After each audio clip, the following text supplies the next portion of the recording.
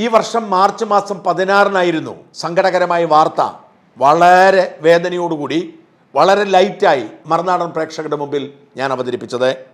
ഏതാണ്ട് 10 ലക്ഷത്തിലധികം പേർ യൂട്യൂബിൽ മാത്രം ആ വീഡിയോ കണ്ടു. ആ വീഡിയോയ്ക്ക് താഴെ എന്നെ തെറി വിളിക്കാൻ ആയിരക്കണക്കിന് മമ്മൂട്ടി ഫാൻസ് എത്തി. മറുനാടൻ വാ തുറന്നാൽ വ്യാജം മാത്രമേ പറയൂ, ആ നുണക്കഥകളിൽ ഒന്ന് മാത്രമാണ് എന്ന് പറഞ്ഞ് അവർ അഴിഞ്ഞാടി. മറുനാടൻ ഷാദിൻ അന്തരിച്ചു എന്ന് പറഞ്ഞ് അവർ പോസ്റ്റർ ഒട്ടിച്ചു. മമ്മൂട്ടിയുടെ രോഗം ഒട്ടും ഗുരുതരമല്ല. മമ്മൂട്ടിക്ക് ക്യാൻസർ ബാധിച്ചിട്ടുണ്ട്, റേഡിയേഷനും കീമോയും ഒക്കെ ആവശ്യമുണ്ട്. എന്നാൽ മമ്മൂട്ടിയുടെ അവസ്ഥ ഗുരുതരമല്ല എന്നായിരുന്നു ഞങ്ങളുടെ റിപ്പോർട്ട്. അതുപോലും സഹിക്കാൻ ചിലർക്ക് സാധിച്ചില്ല.